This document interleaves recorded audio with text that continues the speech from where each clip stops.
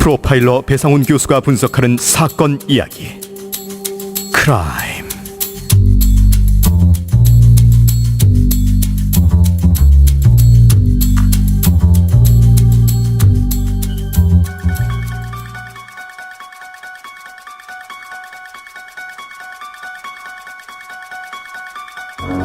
안녕하세요. 이곳은 크라임 전 진행을 맡고 있는 김PD입니다. 청취자 여러분들 반갑습니다. 날카롭고 정확한 분석으로 대한민국의 정의를 세우시는 대한민국 1호 프로파일러 배상훈 교수님을 모십니다. 예, 반갑습니다. 배상훈 교수입니다. 교수님 반갑습니다. 네. 제가 지난번에 한번 그 팟빵 오리지널 카페에 가입을 해달라고 했더니 정말로 많은 분들이 가입을 하시고 글을 남겨주셨습니다. 네, 그래서 제가 말씀드린 대로 100% 다 답글을 달고 있는데요. 일단은 지난주에는 미리 제가 이번 방송할 아이템을 미리 카페에만 공개를 했습니다. 그래서 카페에만 좀 카페 가입하신 분들만 누릴 수 있는 어떤 그런 것들을 조금씩 늘려가고 그러려고 합니다. 되는 대로 저희 스튜디오 사진이나 교수님의 그 잘생기신 용안을 조금 올려드린다든지 이렇게 여러 가지 노력 중에 있으니까요. 네, 좀 많은 가입 pbo.kr입니다. 가입해 주시면 감사하겠습니다. 그리고 또 한 가지, 저희 청취자들 중에서요, 여러 직종들이 있지만 작가분들도 많이 있는 걸로 알고 있습니다. 근데 그 중에 한 분이, 이 책을 후원을 하고 싶다 해가지고 간단하게 좀 소개를 해드리자면요. 이 심아진이라는 작가님, 심아진 작가님의 어쩌면 진심입니다. 라는, 어쩌면 콤마 진심입니다라는 책인데요. 지금 현재 해외에서 거주 중이시고요. 네. 이 책을 청취자 여러분들께 좀 드리고 싶다. 그래서 crime@팟빵.com으로요. 주소하고 성함, 연락처 꼭 적으셔야 됩니다. 택배 받아야 되니까요. 주소, 성함, 연락처를 남겨주시면은 저희가 선정을 해가지고요. 집으로 이 책을 보내드리도록 하겠습니다. 이분은요. 굉장히 생각이 좀 빨간 분이세요. 제가 앞에 머리말하고 조금만 살펴봤는데요. 민주주의를 사랑하시는 분이고요.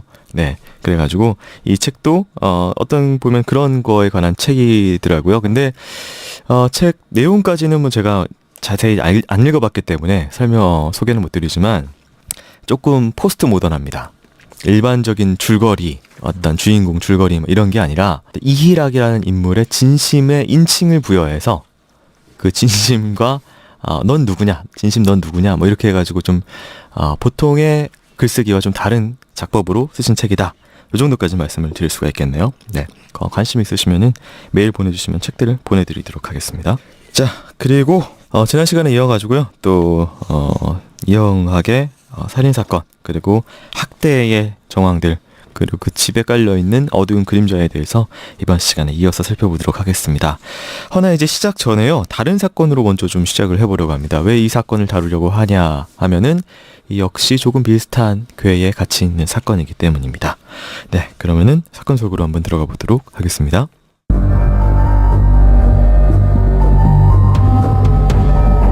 프로파일러의 날카로운 범죄 분석. 배상훈의 범죄 분석.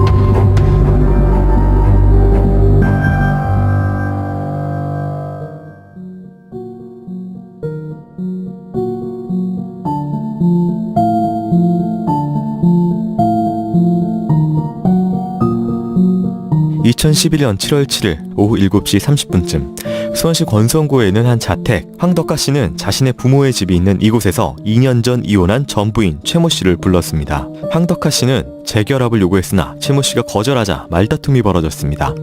황 씨는 부모가 보는 앞에서 미리 준비해간 30cm 회칼을 꺼냈습니다. 그리고 곧 최 씨를 6차례 찔렀습니다.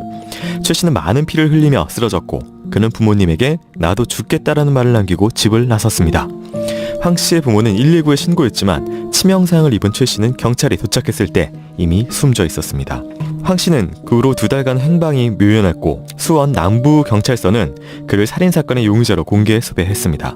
경찰은 칠보산 중턱에서 황 씨의 차량을 찾아냈지만 황 씨 본인의 흔적은 어디에서도 발견할 수 없었습니다. 수십 명의 경찰이 며칠 동안 칠보산 주변을 샅샅이 뒤지고 주변 지인들에게 수사도 벌였지만 황 씨의 소재는 결국 파악하지 못했습니다. 은행 출금 기록이나 휴대전화 사용, 인터넷 접속 같은 기록은 전혀 보이지 않았습니다. 키 178에 등산복 차림, 고시원 거주, 블로그 운영 등의 신상 정보가 언론에 알려졌습니다. 당시 경찰에서는 황 씨가 자살을 했을 가능성과 고시원에 은둔하고 있을 가능성을 모두 검토했으며 또한 너무나 생활 반응이 없다는 점에서 은둔하고 있다면 누군가 도와주고 있는 사람이 있을 가능성이 높다고 보았습니다.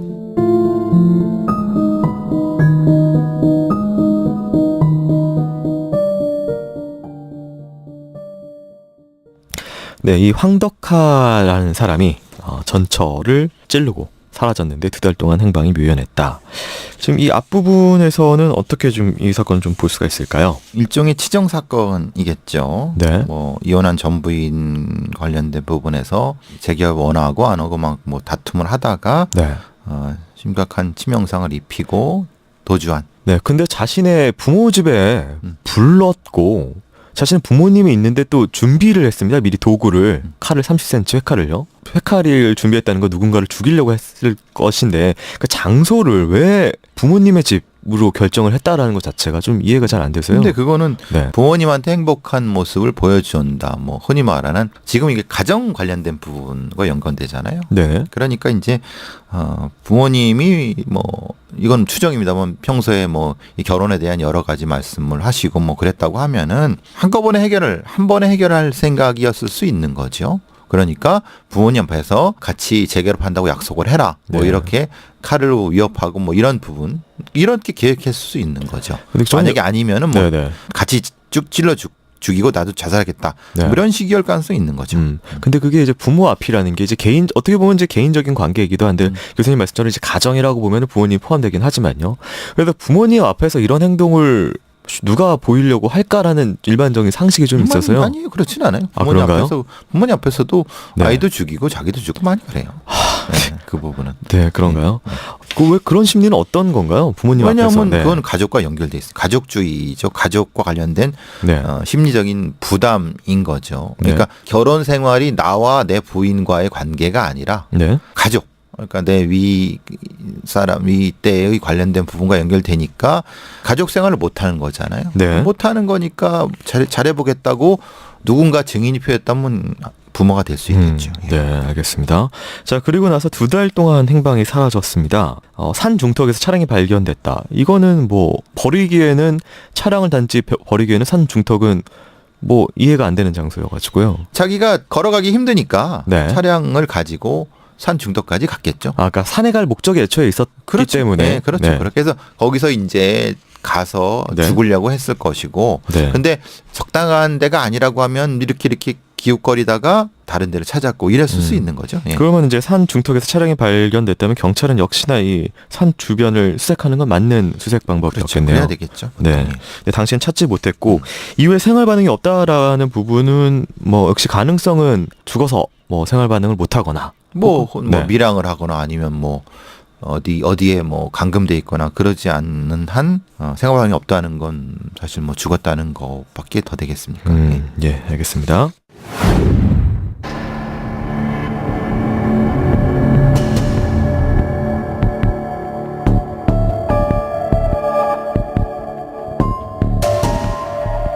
약 2달이 지난 2011년 9월 13일 집 인근 야산에서 황 씨로 추정되는 변사체가 발견되었습니다. 목을 매 자살한 것으로 파악되었습니다.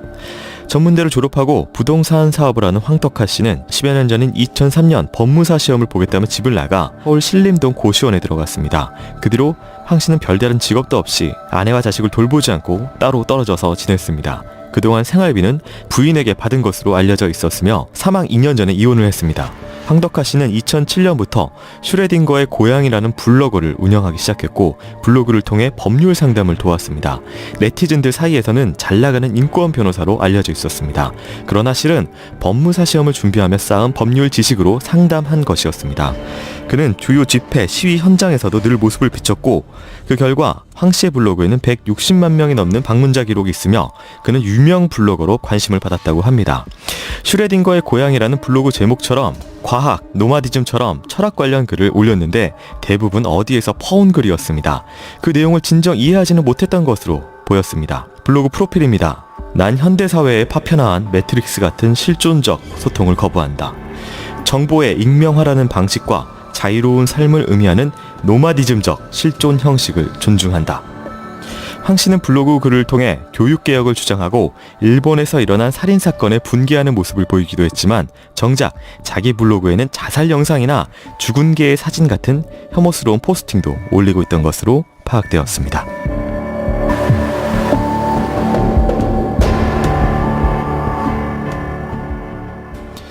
네, 뭐 결국은 자살로 삶이 마무리됐고요. 그리고 이제 그 사람의 이 생전의 모습이 굉장히 알려져 있던 모습하고 그다음에 이 죽음을 통해서 드러난 그 사람의 실체가 굉장히 괴리가 컸기 때문에 당시에 많은 그 이슈가 있었던 사건이었습니다. 교수님. 그 이 양가적인 모습 이거 어떻게 좀 봐야 될까요? 실제로는 이 사람은 사회적으로 성공하고 싶었지만은 네. 실제로는 그 능력은 안 됐었고 마치 이제 인터넷이라고 하는 그리고 어떤 뭐 방송이나 아니면 이런 것이라는 걸 통해서 그렇게 알려지기를 바랬던 거고 알려질 수 있는 상당히 좋은 이 수단이 뭐 블로그 같은 이런 것을 통해서 다른 사람의 지식을 채용하는 거죠. 네. 근데 인터넷상에서는 이런 어떤 단편적인 부분을 선호하는 사람들이 많이 있습니다. 그것이 이제 입소문을 나게 되면은 그 사람이 마치 전문가이냐 이제 붙어버리는 건데 실제로는 지금 이 쓰신 블로그 프로필 같은 경우에는 앞뒤의 말이 잘 안 맞죠. 네, 그렇죠? 네. 이런 부분들은 좋은 말 같지만 사실은 자기가 이게 무슨 의미인지 모르고 쓴 거고 그냥 보통 짧은 어떤 검색 지식을 요하는 현대의 그 사이버 방식이라고 하면은 상당히 많은 사람들이 이걸 갖다 쓰고 그랬을 거예요. 그게 이제 자기 존재를 강화시키게 되고 네. 더 강화시키게 되고 이런 방식이 되면서 원래의 자기 존재와 많이 괴리가 되는 네. 이런 상황이 되겠죠. 그리고 이 슈레딩거의 고양이라는 것 자체도 이 이름 장명 자체도 이미 뭔가 한마디로 좀 있어 보이고 싶다라는 욕망 뭐 이렇게 좀 느껴지는데요. 그러니까 말하자면은 슈레딩거라는 사람은 불확정성 원리라고 하는 것을 네. 만든 원리라고 할 수는 없죠. 이걸 뭐라 그래요. 제가 화학 1학년 배울 때 일반화학이나 뭐 대학에서 슈레딩거라고 하는 그러니까 이게 존재와 시간에 대한 문제거든요. 네. 그러니까 이제 마치 되게 멋있어 보이겠죠. 흔히 말하는 양자역학 이런 거거든요. 네. 그러니까 멋있어 보이려고 했지만은 네. 자기도 무슨 얘기인지 모르고 썼을 것 같은데. 네, 알겠습니다. 자, 그러는 한편 이 사람이 뭐 외부적으로는 내가 인권 변호처럼 널 변호를 도와줄게 이런 법률 지식으로 하면 될 거야. 주요 어떤 진보 시위에 나가가지고 어떤 사회적인 어떤 그런 공익을 외치고 뭐 거기에 참가하고 이런 식의 외부적인 모습을 자꾸 펼쳤지만 또 한편에는 뭐 자살하는 영상, 뭐 죽은 개 사진 올리고 내부적으로는 또 그런 모습 그리고 실제적인 자기 삶은 또 전혀 반대 부분에 있고 이렇게 좀 실제적인 삶과 그다음에 좀 어떻게 보여지고 싶어하는 삶이 다른 부분 때문에 지금 사실은 일종의 그 셀럽 뭐 이런 식의 자신의 삶을 또 앞에 내세웠는데요. 그죠. 허위적인 셀럽이죠. 네. 그 뭐라 그러나 일종의 상상한 가상의 삶을 즐기는 셀럽인 네. 거죠, 이분은. 네. 그런 부분하고 사실 이 사건 그 뭐 연관성이 좀 있을까요? 부인을 죽인 이 사건하고. 근데 지금 이 가상의 그 삶을 즐겼던 셀럽은 네. 실제로 그 많은 돈을 벌진 못했죠. 네. 그렇죠? 자기 만족 정도로 끝났던 거니까 네. 그 이상의 범죄가 벌어지진 않았던 거고. 네. 지금 이영학 같은 경우는 그 이 사이버 공간이 아니라 오픈 공간. 그러니까 네. 저기 말하자면 실제 방송 공간, TV나 라디오 같은 뭐 지면 매체를 통해서 방송이 되고 실제 그러면서 많은 돈을 기부를 받으면서 네. 그것을 유지하기 위해서는 더 많은 거짓말이 필요했던 거고 그것을 알리거나 뭐 할 때는 폭력적인 방법이 들어갈 수밖에 없는 거기서 차이가 분명히 있었던 거죠. 네네. 이영학 씨 같은 경우에는 뭐 알려진 바에 의하면은 외제차가 뭐 3대 정도 뭐 있었고 뭐 이런 식의 것들이 알려졌는데요. 자산에 관련된 부분은 좀 뒤에서 살펴보도록 하겠습니다. 그러니까 지금 이 황덕화 씨 사건을 뭐 가져왔는데요. 뭐 이 부분은 이제 이영학 씨의 셀럽 그리고 이제 어떤 가상된 가짜의 자신의 이미지를 만들어가는 부분에 있어서 조금 뭐 비교적인 사건으로 좀 가져와 봤는데요. 실질적으로 그 내면에 있어서의 삶은 좀 달랐습니다. 황덕화 씨는 그냥 고시원에서 아내가 심지어 이혼한 아내가 준 돈을 받아가지고 그동안 살고 있었고 그 다음에 이영학 씨는 천사 아빠 얼굴 뒤에는 집에서는 좀 악마 같은 가학적인 모습을 좀 보였습니다. 가장 큰 피해자 중에 한 명일 수도 있는 이 아내 실시간에서 조금 더 살펴보도록 하겠습니다.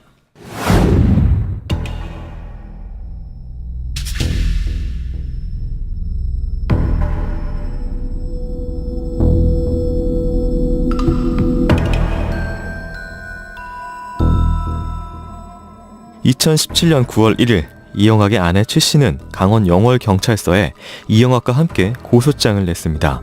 의붓 시아버지에게 성폭행을 당했다는 것입니다. 2009년부터 8년간 지속적으로 성폭행을 당했다며 5일에는 증거물과 함께 성폭행 추가 피해 사실을 신고했습니다. 최 씨는 남편이 딸의 치료비 마련을 위해 미국으로 떠났을 때 시댁이 있는 영월에 머물렀는데 이때부터 최 씨 시어머니와 사실혼 관계에 있는 남성에 의해 성폭행을 당했다는 것입니다. 그런데 돌연 신고 다음 날인 6일 최 씨가 사망했습니다. 이영학의 말에 따르면 자살이라고 했습니다. 오윤성 교수의 KBS 인터뷰입니다. 고소를 하게 되면 사건의 진실을 밝히는 것이 가장 우선으로 하게 되는데 그럼 왜 그 고소를 한 당사자가 자살을 했을까? 하는 그것도 상당히 좀 의아스럽습니다. 최 씨의 이마에는 이상한 상흔이 나 있었습니다. 전문가들은 이 상흔이 자살과는 무방한 투신 이전에 벌어진 행위와 관련이 있는 상흔일 것이라고 추정했습니다. 경찰은 최 씨의 시신에 남은 상처를 토대로 최 씨가 투신하기 전 이 씨에게 폭행을 당했다고 보고 투신 당시 집에 함께 있던 이 씨가 자살을 방조했을 가능성에 대해서 내사를 벌였습니다. 이 씨는 숨진 최 씨의 이마에서 발견된 상처에 대해서 의붓 아버지와 8년간 성관계를 맺고 숨겨온 곳이 화가 나 때렸다, 폭행 사실을 자백했습니다. 이영학은 아내가 투신한 직후 119가 출동해 시신을 수습하는 동안 옆에서 태연하게 전화통화를 하는 모습이 CCTV에 찍혀 논란이 일기도 했습니다. 이 영상에서 그는 현장의 피를 물을 뿌려 지우는 행동 등의 이상한 행동도 했습니다. 부인이 자살을 하고 20시간이 지난 이후 이영학은 방송국에 동영상을 보냈습니다. 아내의 장례를 치르기 위해 3,500만 원이 필요하다며 돈을 요구했습니다. 또한 직접 아내를 염하는 모습을 동영상에 담았습니다. 그는 우리 마누라가 제일 예쁘다, 마지막에 이렇게 만질 수 있다는 게 행복해 라고 말하며 죽은 아내의 입과 가슴 부근에 입을 맞췄습니다.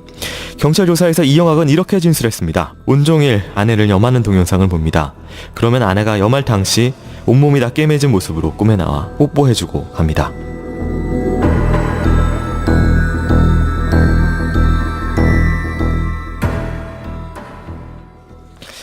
네, 그 아내의 성추행, 그 시아버지로부터의 성추행 부분하고 그 다음에 이제 투신했을 때 머리에 있는 이상한 상흔, 네, 이 부분에 대해서 좀 먼저 살펴보도록 하겠습니다. 자살을 했는데 당시에 이 씨가 같이 있었다, 뭐 이런 부분이 있었는데요. 근데 이상하게도 119가 나왔을 때는 뭐 굉장히 일상적인 뭐 전혀 아내를 잃은 남편의 모습이 아닌 것 같이 좀 보였기 때문에 많은 사람들이 좀 이상하게 생각을 했었는데요. 상흔으로 봐서는 머리 쪽에 뭘 던져갖고 상처가 났다. 그러니까 본인도 그렇게 이영학이란 사람도 진술을 하고 네. 일단 뭐 싸웠다, 갈등을 있었다.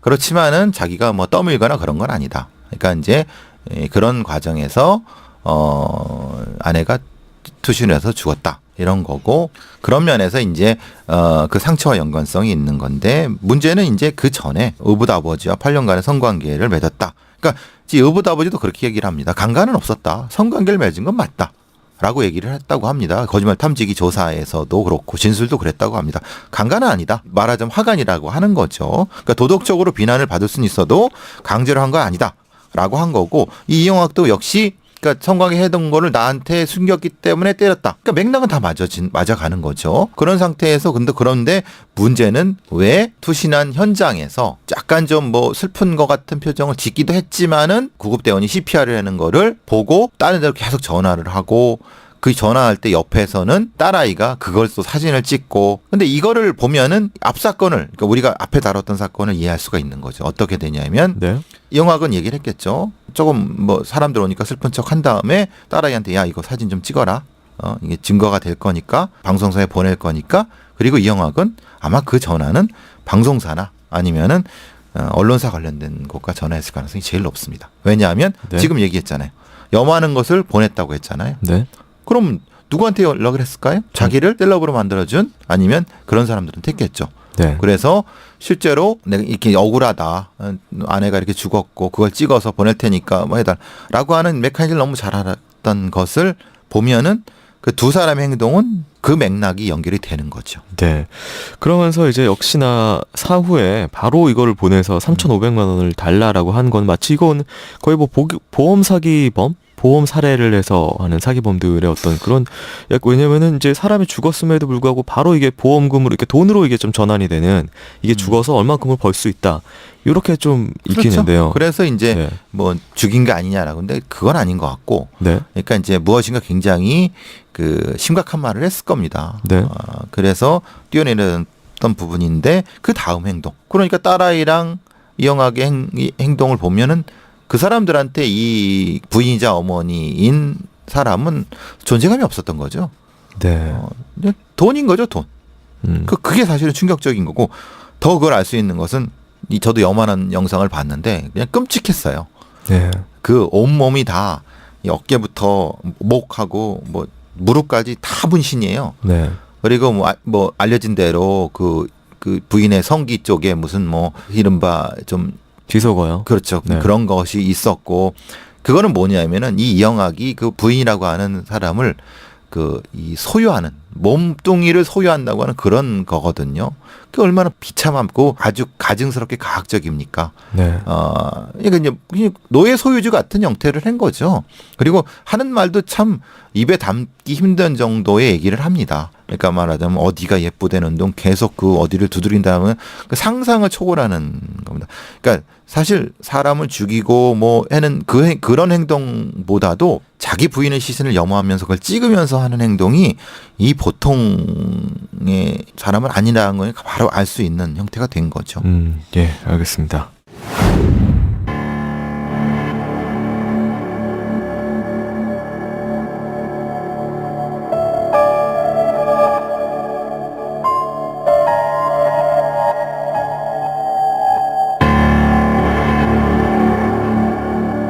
숨진 최 씨는 A4 용지 4장 분량의 유서를 남겼습니다. 유서에는 최 씨가 초등학교 때 동급생들에게 성폭행 당한 이후 양아버지, 이웃 등에게 수차례 성폭행 당했다는 내용이 담겨 있었습니다. 최 씨는 9월 5일 제출한 고소장에서 시아버지의 총기 위협에 못 이겨 성폭행을 당했다고 주장했습니다. 경찰은 시아버지의 자택을 압수수색하여 엽총 등 총기 5정을 발견했습니다. 다음은 이영학의 의붓아버지 B씨와 채널A의 인터뷰 내용입니다. B씨입니다. 성폭행 한 적? 없어요. 그건 말이 안 되죠. 그런데 국과수 분석 결과 며느리의 몸에서 B씨의 DNA가 나온 사실이 확인되자 일주일 만에 말을 바꿨습니다. B씨 측은 5일 새벽 이영학이 영월집에 찾아와 아내를 남겨두고 어머니를 태워갔다 돌아왔는데 그 사이에 이씨 아내가 잠을 자던 의붓 시아버지 B씨를 유혹했다는 것입니다. B씨의 가족입니다. 누가 올라와서 잠결에 밀었대요. 부인인 줄 알았는데 부인이 아니더래요. 성관계를 가졌지만 강제나 폭력은 없었다는 것입니다. B씨 가족입니다. 성폭행을 당했다고 하면 소리 지르면 옆방에서 B씨 지인이 자고 있는데 알아챘을 거죠. 총기로 위협해 성폭행했다는 의혹도 부인했습니다. 농사 망치는 짐승 때문에 그런 총을 갖고 있는 거지 사람 잡으려고 총을 갖고 있는 게 어딨어요.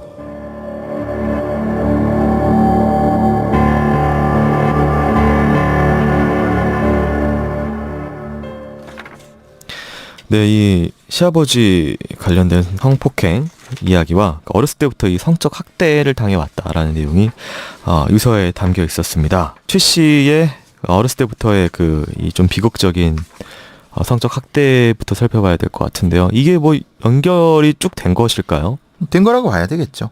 그러니까 부인 최 씨를 어렸을 때부터 만났고 아마도 어렸을 때 이영학이라는 사람의 그 범죄적 습격을 봤을 때 정상적인 만남은 아니었을 거라고 저는 생각을 합니다. 그래서 네. 이제 지금 하는 것처럼 가출한 여고생 뭐 이렇게 이런 사람들을 일종의 성매매의 도구로 쓰는 것처럼 그랬을 가능성이 충분하다는 거죠. 네. 그러니까 왜냐하면 지금 이 상황을 봐서는 그 부인 최 씨의 삶이 그냥 쉽게 말하면은 어려서부터 성학적 학대를 당해갖고 집 나와서 가출한 그런 사람이잖아요. 쉽게 말하면은. 네. 그러니까 엄청나게 불행한 어떤 청소년을 이 이영학이라는 사람이 이용했다 해도 사실은 뭐 그걸 부정하기는 어려운 부분인 거죠. 네. 그러니까 그걸 빌미로 계속 지속적으로 일종의 노예적인 삶을 강요했다. 라고 해도 그건 뭐 틀린 말이 아닐 겁니다. 네. 그리고 또한 이 시아버지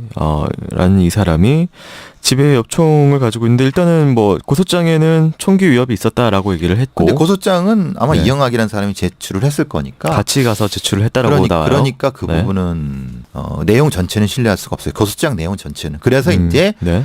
경찰이나 검찰이나 등등도 딱 보니까 이건 좀 너무 이상하다라고 해서 네.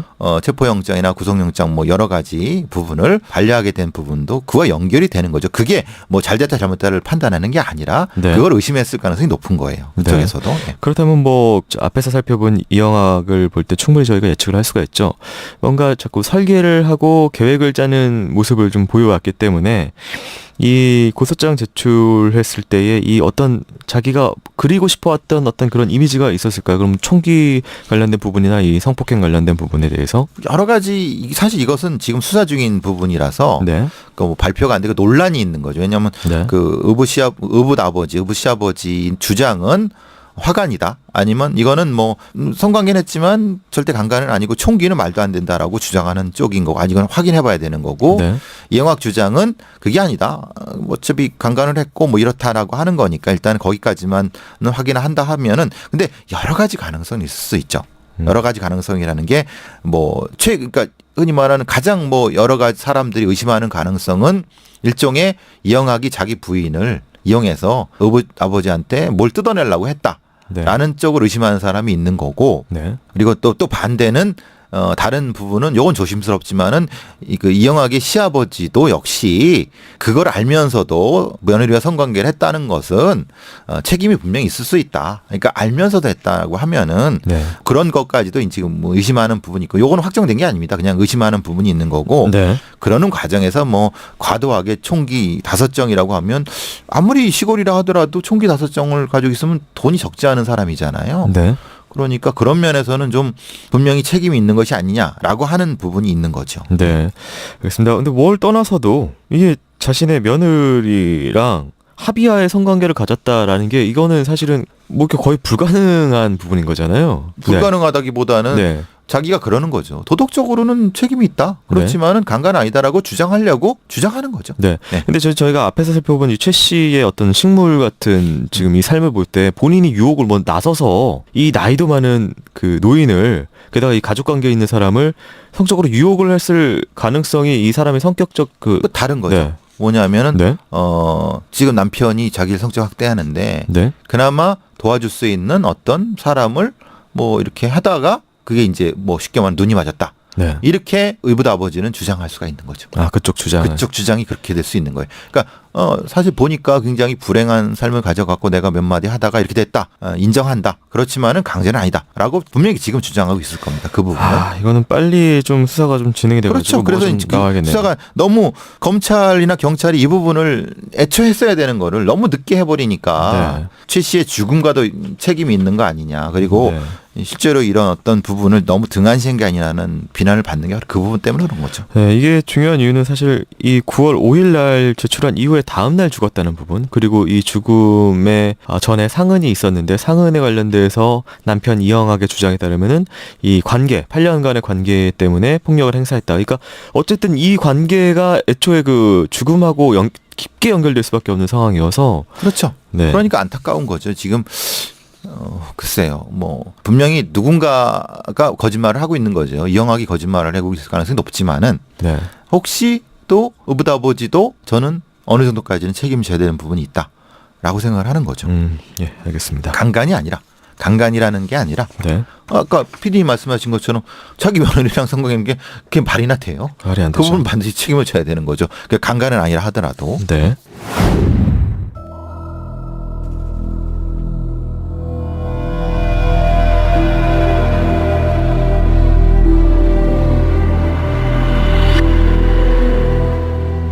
또한 유서에 남편에게 성적 학대를 당해왔으며 지속된 폭행이 견디기 힘들었다는 내용이 적혀있던 것으로 알려졌습니다.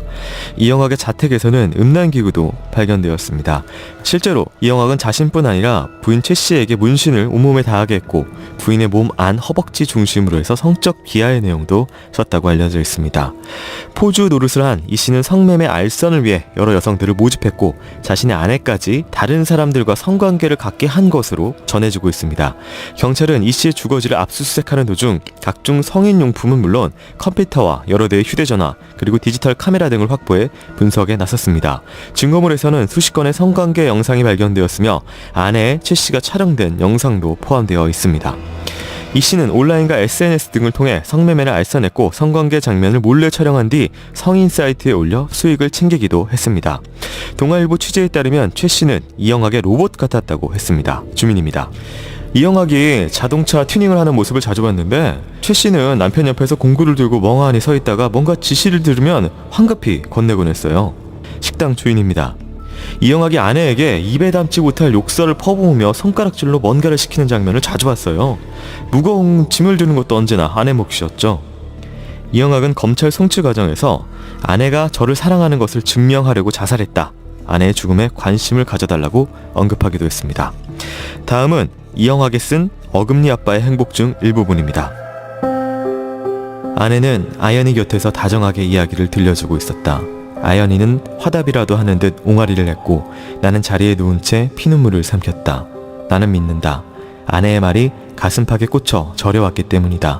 지금까지 아내는 단 한 번도 나에 대한 믿음을 저버린 적이 없었다. 자꾸만 눈물이 난다. 나는 소리내지 않으려고 손으로 입을 틀어 막은 채 하늘에 기도했다. 하나님, 우리 아연이를 도와주세요.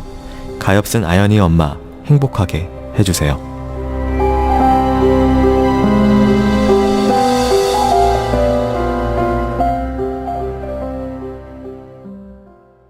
네, 그 남편에 의한 성적 학대에 관련된 그리고 남편이 평상시에 아내 최 씨를 어떻게 대했는지에 대해서 조금 더 살펴봤습니다. 앞에서 뭐 저희가 또 충분히 다루긴 했지만 뭐 조금 더 부연 설명을 해주신다면요. 그 아내가 저를 사랑하는 것을 증명하려고 자살했다라고 자기가 주장을 하고 있어요. 네. 근데 이제 굉장히 그 가증스러운 말이죠. 왜냐하면 자기가 아내가 그렇게 자기가 아내를 사랑하고 아내가 자기 사랑하는 과정이라고 하는데 몸에다 그런 문신을 새긴다는 거는 미친놈이죠. 그건 한마디로 말해서 그건 네. 정상인 뭐 다 떠나갔고 그러니까 조금만 들어가도 금방 밝혀질 일을 그냥 거의 그냥 거짓말을 밥 먹듯이 하는 거지 않습니까? 네. 그리고 이 어금니 아빠의 행복도 실제로 이 사람이 썼을까라는 그런 생각을 해요. 뭐 대필 작가 얘기도 있긴 하더라고요. 작가. 네. 왜냐하면은 이걸 쓸 수 있는 능력이 있는 게 아니라 되게 감동적으로 만들기 위해서 각색을 많이 했을 거예요. 네. 그러니까 이런 얘기들이 나오는 거니까 이걸 가지고 텍스트 분석하기 너무 어렵죠. 왜냐하면 이건 본인의 워딩이 아닐 수 원이 있으니까. 아니니까 네. 그런 부분이 있는 거고요. 네. 그 사실 나를 사랑해서 자살했어요라는 말은 저희가 얼마 전에 들었습니다. 딴 분의 진술을 통해서. 그렇죠. 그럼 뭐 많이 아는 어떤 분인 것처럼 네. 이런 상대방이 죽었고 나를 사랑했기 때문에 자살을 했다. 근데 저희가 앞서 살펴본 바에 의하면 그분하고 지금 이영학 씨가 어떤 좀 비슷한 어떤 심리적인 메커니즘이 저희가 있는 것으로 좀 분석이 좀 되고 있어서 그런 발언에 있어서 이런 발언의 의미 그러니까 이제 네. 모든 걸 자기중심주의로 가는 거죠. 자기중심주의여서 즉 사회성이 떨어지고 자기중심적으로 해석하는 거죠. 일종의 자기중심적 망상을 가지고 있는 거죠. 내 주위에 있는 모든 물건은 뭐 나를 위해 존재한다라고. 네. 이영학 같은 경우도 그런 거잖아요. 네. 모든 거를 자기중심적으로 해서 이익을 얻으려고 했고 그것에 거칠 그 방해가 되는 건 과감히 공격해서 없애버리는 그런 특성을 가지고 있는 거죠. 네, 알겠습니다.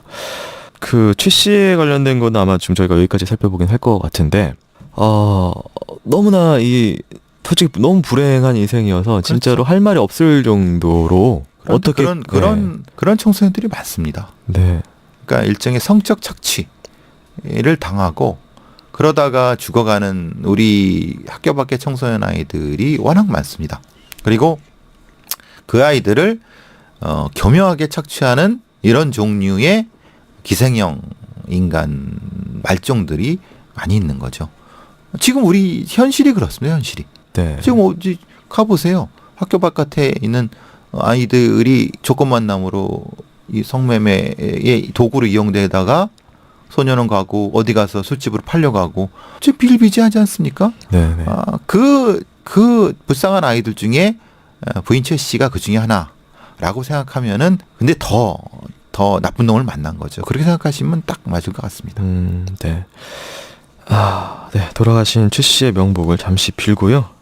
다시 또 이 이영학 씨의 재산 문제로 좀 넘어가 보도록 하겠습니다.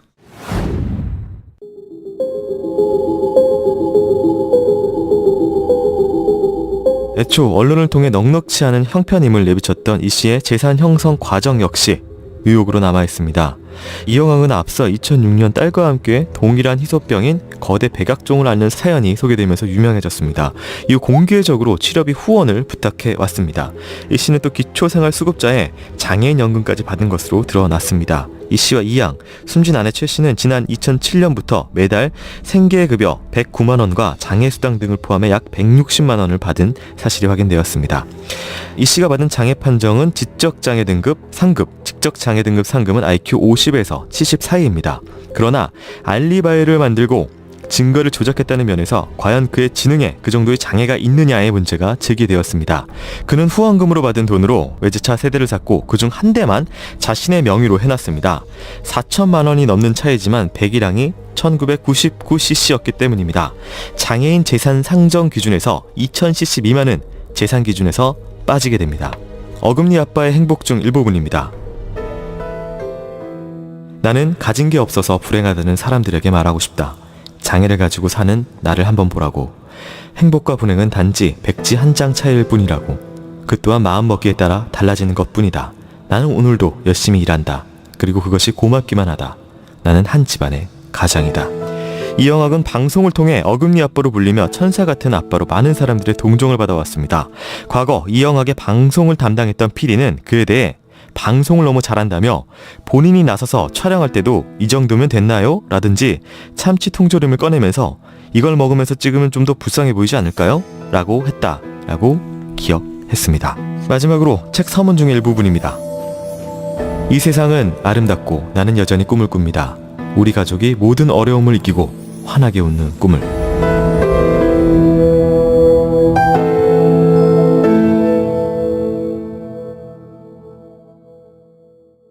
네, 이렇게 해가지고 그 재산 부분하고 뒷부분까지 좀 살펴봤습니다. 이게 지적장애 부분이 또 많은 이슈가 됐습니다. 이게 3급이면 사실 50에서 70 사이인데 지금 이 사람이 했던 모든 행동들이 사실 그것에 반하고 있기 때문에 이게 도대체 어떻게 된 것이냐. 순서가 있습니다. 네. 그러니까 방송에 출연하고 나서 등을 받은 거예요. 그렇죠? 그러니까 그 전에 받은 게 아니에요. 네. 뭐냐면 이 사람은 그게 등급을 받아갖고 뭐 혜택이 있는지를 잘 몰랐거나 굳이 그럴 필요가 없었는데 왜냐하면 이 사람 집안 너무 잘 살았는데요. 지금도 그 이 어머니 뭐 그쪽 집안들 뭐 지금 형제자매도 다 있어요. 아니 그러니까 형제들 말하자면 뭐 형도 있고 누나도 있다 그래요. 네. 그러니까 그게 필요가 없었는데 방송에 출연하고 하면서 후원을 받고 그러려고 하면 사실은 이게 필요한 거잖아요. 네. 그러니까 그것을 누군가 도와줬다고 표현하면 사실은 이건 사실 확인이 안 된 거지만은 네. 분명히 그 중간에서 제가 방송을 많이 나가잖아요. 그러면 소위 그 의사들이라든가 아니면 그런 사람들이 주변에서 이렇게 같이 하면 이렇게 되면은 은근슬쩍 한두 번 물어볼 수 있고 그러다 보면은 불법적인 건 아니라 하더라도 어떻게 하면 된다는 걸 알려줄 수 있었을 거예요. 그게 등급의 뭐 불법성을 얘기하는 게 아니라. 네. 그러니까 이게 이후에 판정을 받았다는 것이 사실은 많이 좀 석연치 않네요. 석연치 않고 또 그 뒤에 이 사람을 하려고 하는 사람들이 그 눈치를 챘어야 되는 거예요. 네. 근데 그렇지 않으니까 이런 장애 판정을 받으면 아시다시피 여러 가지 뭐 장애연금, 네. 또 생계급여, 뭐 기타 등등 후원금 이런 것들을 받는데 굉장히 유리하죠. 네. 그리고 제가 이 알고 있던 게 이게 배기량이 딱 맞춰가지고 이 차중에서 되게 결국 돈 안 내는 것만 자기 이름으로. 네. 잘한 거예요. 이 사람은 네. 너무 잘한 거예요. 그러니까 네. 이 정말 이쪽으로는 좀 영리한 그렇죠. 네, 모습을 좀. 근데 의사는 보이네요. 그런 얘기를 해요. 네. 아니 지적장애 상급 2급, 2급, 3급이냐 하여튼 요건 혼란이 있지만 하더라도 아니 그 부분에서 그걸 못하는 건 아니다라고 또 의사들은 얘기를 해요. 50에서 70여도 가능하다. 그런 거죠. 네. 그러니까 그 부분이 그렇게 절대적인 게 아니다라고 또 일부 의사들은 얘기를 해요. 근데 그건 확인이 필요한 부분인 거고 제가 봐도 IQ가 한 70 정도만 돼도 사실은 뭐 이런 변에서 뭐 사람을 속이고 이러는 거에서 아주 못하나 그러지는 않아요. 네. 근데 제가 여기서 문제 삼아야 되는 건 그게 아니라 이 사람은 사람을 지능적으로 속이고 있다는 거예요. 네. 그리고 그 속이는 것의 일부 수단으로서 장애 판정을 이용했다는 거예요. 네. 네. 그것이 핵심이라는 거죠. 네. 예, 알겠습니다. 네, 그리고 또 한 가지는 이제 그 당시에 이영학 씨를 천사 아빠로 처음 방송 내보냈던 PD에 따르면은 그 방송 자체 할 때도 이미 연출을 했다 본인이. 이후에 뭐 이 사람의 삶이 사실 연출의 연속이지 않습니까? 네. 근데 이때부터 이게 시작이 됐다. 이후에 그 셀럽으로서 자신을 어떤 그렇게 연출해온 모습하고 좀 연결해서 좀 보자면요. 그렇죠. 실제로 이 방송에서 만들어주는 것을 봤을 때 아마 그 방송 PD도 조금 이상했을 거예요. 왜냐면, 저기 그런 사람이 아닌 것 같은데 느꼈는데 이미 결정된 건 이미 뭐 방송을 했을 거고. 네. 그 뒤에 이제 너무 자연스럽게 방송의 매체라는 것이 사람을 속일 수 있는 아주 유용한 수단이라는 걸 너무 잘 알고 영상의 힘, 그 사이버 공간의 힘을 너무 잘 알았던 거예요. 네네. 그걸 아주 충분히 이용을 한 거죠. 그래서 사람들을 속이고 이익을 얻고 그랬다는 것이 참 이 부분이 참 어디서부터 손을 대야 될까 이 시스템을 네. 안타까울 뿐입니다. 그것 때문에 결국은 아까운 목숨 하나, 적으면 둘이죠. 네. 희생됐다는 것 자체. 그리고 어떻게 보면 그 딸아이도 역시 희생자이지 않을까. 네. 가해자이지만은 네. 그런 생각이 드는 거고요. 그러면서 얘기되는 게 또 다시 말씀드리지만 실종사건 수사, 강력사건 수사 관련된 부분도 시스템에 점검을 해야 된다 하는 것도 다시 말씀드리고자 합니다. 예, 알겠습니다. 이 사건을 통해서 좀 많은 것들이 드러났습니다. 뭐 부족한 부분들에 대해서 늘상 뭐 이런 큰 사건이 일어날 때마다 좀씩 드러나는데요. 일단은 뭐 끝나지 않았습니다. 아직 밝혀지지 않은 수사 부분이 남아있기 때문에 그 부분에 대해서는 추가적으로 좀 수사가 빠르게 진행되어가지고 억울한 분들의 한이라도 좀 달라졌으면 좋겠고 제대로 된 심판을 가해자가 받았으면 하는 바람이 있습니다. 또 한 가지는 이제 이 사건을 통해서 이제 경찰 시스템뿐 아니라 언론에 대해서도 많은 지적들이 있었습니다. 특히나 뭐 이제 우리가 좀 무분별하게 언론을 방송을 만들어 가다 보니까 여러 가지 추가적인 피해, 희생 이런 것들이 발생하지 않냐라는 부분에 대해서 많은 이야기들이 있었고 그거는 이제 뭐 또한 저 또한 어떤 언론은 아니지만 어떤 방송을 만들어가는 사람으로서 깊게 새기고 조금 더 조심스럽게 조금 더 노력을 해서 앞으로도 좀 방송을 만들어 나갈 것을 조금 여러분께 약속을 해보입니다. 예, 저도 마찬가지입니다. 저도 이제 여러 가지 면에서 최대한 확인된 사실 그리고 최대한 이 사후에서 여러 가지 문제가 발생하지 않을 정도 그리고 또 마음에 상처를 주지 않을 그런 걸 중심으로 또 최대한 노력해서 방송을 제작하도록 하겠습니다. 팟캐스트를 제작하도록 하겠습니다. 네네. 자, 뭐 어금니 아빠 사건 현재 진행형입니다. 네, 마지막까지 계속해서 여러분들 관심 가져주시고요. 저희는 좀 다음 주에 또 다른 방송을 찾아오도록 하겠습니다. 네, 교수님 수고하셨습니다. 예, 여러분 다음에 뵙겠습니다.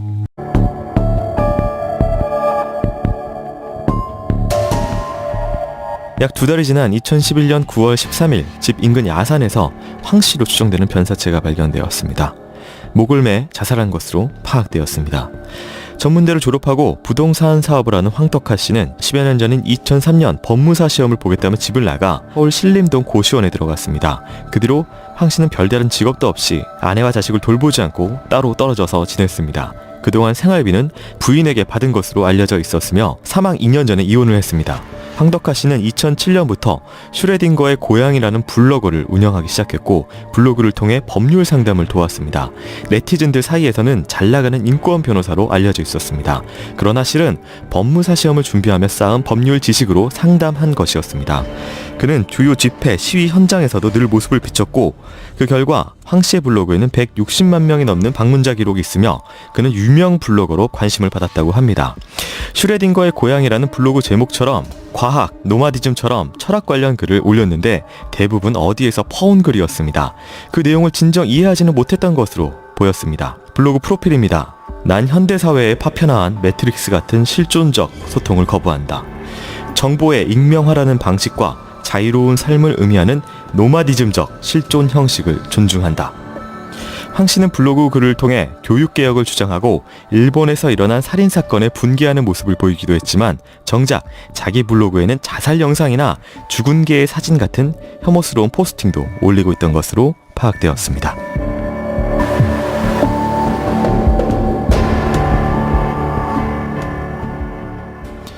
네, 뭐 결국은 자살로 삶이 마무리됐고요.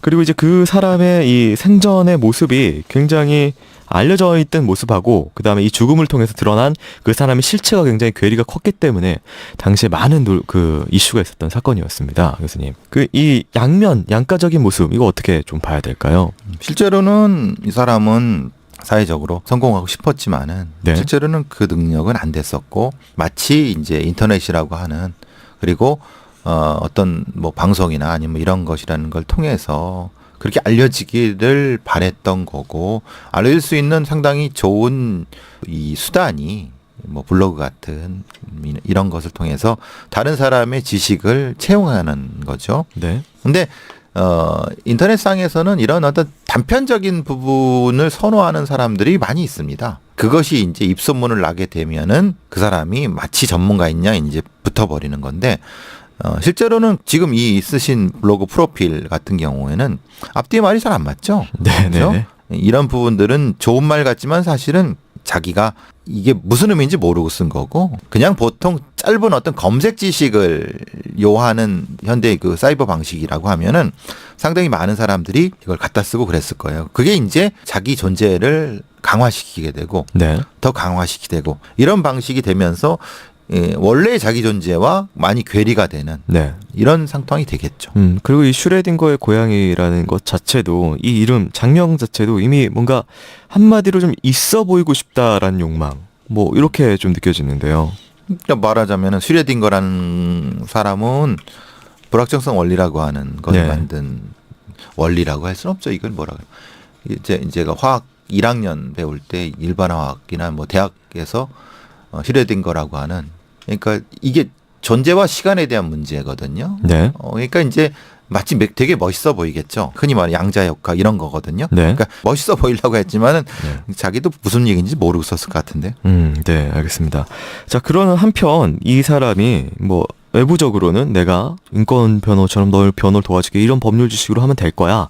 주요 어떤 진보 시위에 나가가지고 어떤 사회적인 어떤 그런 공익을 외치고 뭐 거기에 참가하고 이런 식의 외부적인 모습을 자꾸 펼쳤지만 또 한편에는 뭐 자살하는 영상, 뭐 죽은 개 사진 올리고 내부적으로는 또 그런 모습 그리고 실제적인 자기 삶은 또 전혀 반대 부분에 있고 이렇게 좀 실제적인 삶과 그다음에 좀 어떻게 보여주고 싶어하는 삶이 다른 부분 때문에 지금 사실은 일종의 그 셀럽 뭐 이런 식의 자신의 삶을 또 앞에 내세웠는데요. 그죠. 허위적인 셀럽이죠. 네. 그 뭐라 그러나 일종의 상상한 가상의 삶을 즐기는 셀럽인 네. 거죠, 이분은. 네.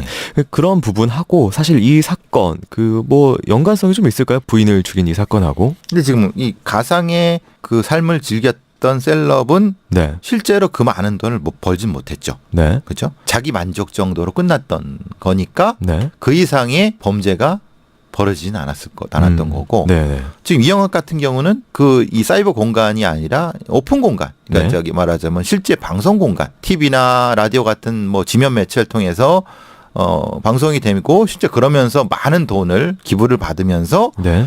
그것을 유지하기 위해서는 더 많은 거짓말이 필요했던 거고 그것을 알리거나 뭐 할 때는 폭력적인 방법이 들어갈 수밖에 없는 거기서 차이가 분명히 있었던 거죠. 네네. 이영학 씨 같은 경우에는 뭐 알려진 바에 의하면은 외제차가 뭐 세대 정도 뭐 있었고 뭐 이런 식의 것들이 알려졌는데요. 자산에 관련된 부분은 좀 뒤에서 살펴보도록 하겠습니다. 그러니까 지금 이 황덕화 씨 사건을 뭐 가져왔는데요. 뭐 이 부분은 이제 이영학 씨의 셀럽 그리고 이제 어떤 가상된 가짜의 자신의 이미지를 만들어가는 부분에 있어서 조금 뭐 비교적인 사건으로 좀 가져와 봤는데요. 실질적으로 그 내면에 있어서의 삶은 좀 달랐습니다. 황덕화 씨는 그냥 고시원에서 아내가 심지어 이혼한 아내가 준 돈을 받아가지고 그동안 살고 있었고 그 다음에 이영학 씨는 천사 아빠 얼굴 뒤에는 집에서는 좀 악마 같은 가학적인 모습을 좀 보였습니다. 가장 큰 피해자 중에 한 명일 수도 있는 이 아내 실시에 관해서 조금 더 살펴보도록 하겠습니다.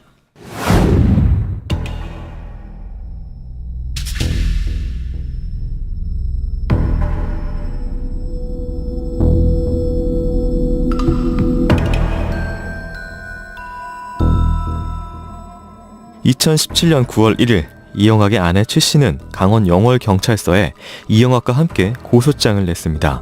의붓 시아버지에게 성폭행을 당했다는 것입니다.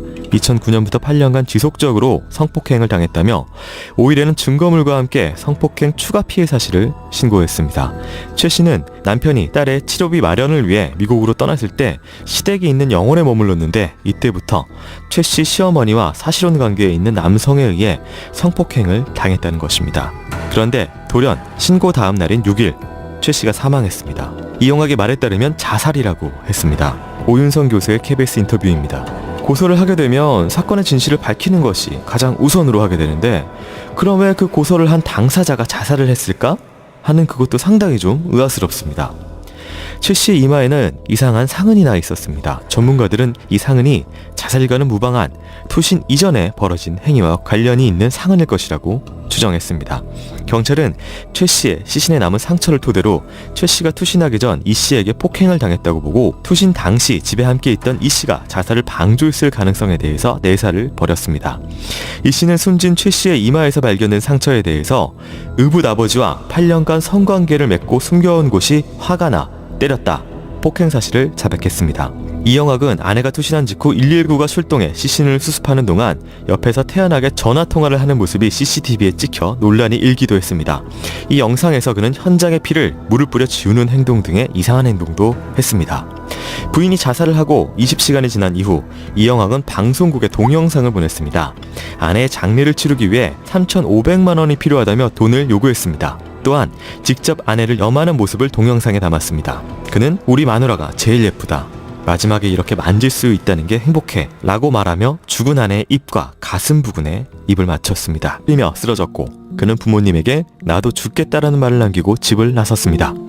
황 씨의 부모는 119에 신고했지만 치명상을 입은 최 씨는 경찰이 도착했을 때 이미 숨져 있었습니다. 황 씨는 그 후로 2달간 행방이 묘연했고 수원 남부경찰서는 그를 살인사건의 용의자로 공개 수배했습니다. 경찰은 칠보산 중턱에서 황 씨의 차량을 찾아냈지만 황 씨 본인의 흔적은 어디에서도 발견할 수 없었습니다. 수십 명의 경찰이 며칠 동안 칠보산 주변을 샅샅이 뒤지고 주변 지인들에게 수사도 벌였지만 황 씨의 소재는 결국 파악하지 못했습니다. 은행 출금 기록이나 휴대전화 사용, 인터넷 접속 같은 기록은 전혀 보이지 않았습니다. 키 178에 등산복 차림, 고시원 거주, 블로그 운영 등의 신상 정보가 언론에 알려졌습니다. 당시 경찰에서는 황 씨가 자살을 했을 가능성과 고시원에 은둔하고 있을 가능성을 모두 검토했으며 또한 너무나 생활 반응이 없다는 점에서 은둔하고 있다면 누군가 도와주고 있는 사람이 있을 가능성이 높다고 보았습니다.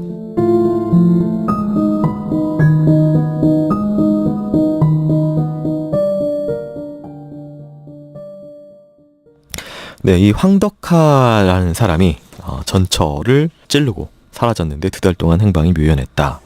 지금 이 앞부분에서는 어떻게 좀 이 사건을 좀 볼 수가 있을까요? 일종의 치정 사건이겠죠. 네. 뭐 이혼한 전부인 관련된 부분에서 재기업 원하고 안 하고 막 뭐 다툼을 하다가 네. 심각한 치명상을 입히고 도주한. 네, 근데 자신의 부모 집에 불렀고 자신은 부모님이 있는데 또 준비를 했습니다. 미리 도구를, 칼을 30cm 회칼을요. 회칼을 준비했다는 건 누군가를 죽이려고 했을 것인데 그 장소를 왜 부모님의 집으로 결정을 했다라는 것 자체가 좀 이해가 잘 안 돼서요. 근데 그거는 네. 부모님한테 행복한 모습을 보여준다. 뭐 흔히 말하는 지금 이게 가정 관련된 부분과 연관되잖아요. 네. 그러니까 이제 부모님이 뭐 이건 추정입니다만 평소에 뭐 이 결혼에 대한 여러 가지 말씀을 하시고 뭐 그랬다고 하면은 한꺼번에 한 번에 해결할 생각이었을 수 있는 거죠. 그러니까 부모님 앞에서 같이 재결합한다고 약속을 해라. 뭐 네. 이렇게 칼을 위협하고 뭐 이런 부분 이렇게 계획했을 수 있는 거죠. 근데 저는- 만약에 아니면은 뭐 네네. 같이 쭉 찔러 죽이고 나도 자살하겠다. 네. 뭐 이런 식이할 가능성이 있는 거죠. 근데 그게 이제 부모 앞이라는 게 이제 어떻게 보면 이제 개인적인 관계이기도 한데 교수님 말씀처럼 이제 가정이라고 보면 부모님이 포함되긴 하지만요. 그래서 부모님 앞에서 이런 행동을 누가 보이려고 할까라는 일반적인 상식이 좀 있어서요. 아니 그렇진 않아요. 아, 그런가요? 부모님 앞에서도 네. 아이도 죽이고 자기도 죽고 많이 그래요. 네, 그 부분은. 네, 그런가요? 왜 그런 심리는 어떤 건가요? 부모님 앞에서. 왜냐하면 네. 그건 가족과 연결돼 있어요. 가족주의죠. 가족과 관련된 네. 심리적인 부담인 거죠. 그러니까 네. 결혼 생활이 나와 내 부인과의 관계가 아니라 네. 가족. 그러니까 내 위 사람 윗대의 관련된 부분과 연결되니까 가족 생활을 못 하는 거잖아요. 네. 못 하는 거니까 잘해보겠다고 누군가 증인이 표했다면 부모가 될 수 있겠죠. 예. 네, 알겠습니다. 자, 그리고 나서 2달 동안 행방이 사라졌습니다. 산 중턱에서 차량이 발견됐다. 이거는 뭐 버리기에는 차량을 단지 버리기에는 산 중턱은 뭐 이해가 안 되는 장소여가지고요. 자기가 걸어가기 힘드니까 네. 차량을 가지고 산 중턱까지 갔겠죠. 그러니까 산에 갈 목적이 애초에 있었기 때문에. 네, 그렇죠. 네. 그렇게 해서 거기서 이제 가서 네. 죽으려고 했을 것이고, 네. 근데 적당한 데가 아니라고 하면 이렇게 기웃거리다가 다른 데를 찾았고 이랬을 수 있는 거죠. 예. 그러면 이제 산 중턱에서 차량이 발견됐다면 경찰은 역시나 이 산 주변을 수색하는 건 맞는 수색 그렇죠. 방법이었겠네요. 그래야 되겠죠. 네. 근데 당시엔 찾지 못했고 이후에 생활 반응이 없다라는 부분은 뭐 역시 가능성은 죽어서 뭐 생활 반응을 못 하거나 뭐 네. 밀항을 하거나 아니면 뭐 어디에 뭐 감금돼 있거나 그러지 않는 한 생활 반응이 없다는 건 사실 뭐 죽었다는 거밖에 더 되겠습니까? 예, 알겠습니다.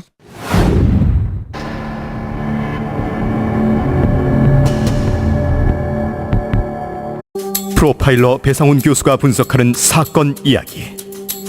크라임.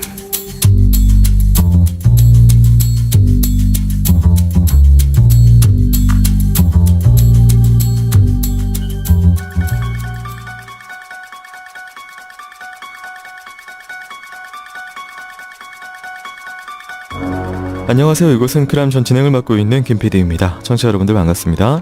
날카롭고 정확한 분석으로 대한민국의 정의를 세우시는 대한민국 1호 프로파일러 배상훈 교수님을 모십니다. 예, 반갑습니다. 배상훈 교수입니다. 교수님 반갑습니다. 네. 제가 지난번에 한번 그 팟빵 오리지널 카페에 가입을 해달라고 했더니 정말로 많은 분들이 가입을 하시고 글을 남겨주셨습니다. 네, 그래서 제가 말씀드린 대로 100% 답글을 달고 있는데요. 일단은 지난주에는 미리 제가 이번 방송할 아이템을 미리 카페에만 공개를 했습니다. 그래서 카페에만 좀 카페 가입하신 분들만 누릴 수 있는 어떤 그런 것들을 조금씩 늘려가고 그러려고 합니다. 뭐 되는 대로 뭐 저희 스튜디오 사진이나 교수님의 그 잘생긴 용안을 조금 올려드린다든지 뭐 이렇게 여러 가지 노력 중에 있으니까요. 네, 좀 많은 가입 pbo.kr입니다. 가입해 주시면 감사하겠습니다.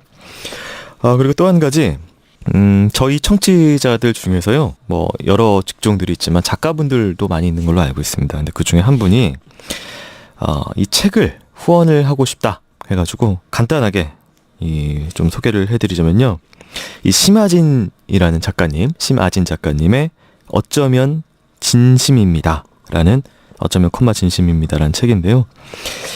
지금 현재 해외에서 거주 중이시고요. 네. 이 책을 청취자 여러분들께 좀 드리고 싶다. 그래서 crime@팟빵.com으로요. 주소하고 성함, 연락처 꼭 적으셔야 됩니다. 택배 받아야 되니까요. 주소, 성함, 연락처를 남겨주시면은 저희가 선정을 해가지고요. 집으로 이 책을 보내드리도록 하겠습니다. 이분은요, 굉장히 생각이 좀 빨간 분이세요. 제가 앞에 머리말을 하고 조금만 살펴봤는데요. 민주주의를 사랑하시는 분이고요.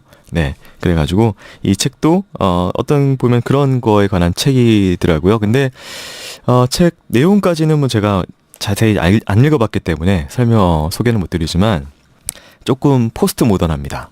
일반적인 줄거리, 어떤 주인공 줄거리 뭐 이런 게 아니라 이희락이라는 인물의 진심에 인칭을 부여해서 그 진심과 넌 누구냐, 진심 넌 누구냐 뭐 이렇게 해가지고 좀 보통의 글쓰기와 좀 다른 작법으로 쓰신 책이다. 이 정도까지 말씀을 드릴 수가 있겠네요. 네, 관심 있으시면은 메일 보내주시면 책들을 보내드리도록 하겠습니다. 자, 그리고 지난 시간에 이어가지고요, 또 이영학의 살인사건, 그리고 학대의 정황들, 그리고 그 집에 깔려있는 어두운 그림자에 대해서 이번 시간에 이어서 살펴보도록 하겠습니다. 허나 이제 시작 전에요, 다른 사건으로 먼저 좀 시작을 해보려고 합니다. 왜 이 사건을 다루려고 하냐 하면은 이 역시 조금 비슷한 궤에 같이 있는 사건이기 때문입니다. 네, 그러면은 사건 속으로 한번 들어가 보도록 하겠습니다.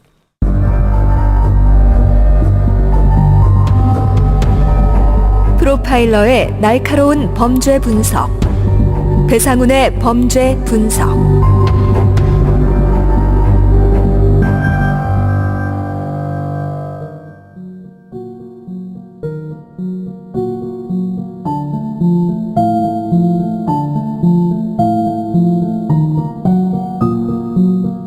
2011년 7월 7일 오후 7시 30분쯤 수원시 권성구에 있는 한 자택, 황덕가 씨는 자신의 부모의 집이 있는 이곳에서 2년 전 이혼한 전부인 최모 씨를 불렀습니다. 황덕가 씨는 재결합을 요구했으나 최모 씨가 거절하자 말다툼이 벌어졌습니다.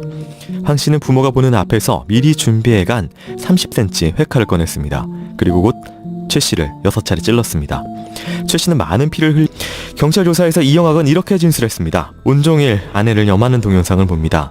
그러면 아내가 염할 당시 온몸이 다 깨매진 모습으로 꿈에 나와 뽀뽀해주고 갑니다.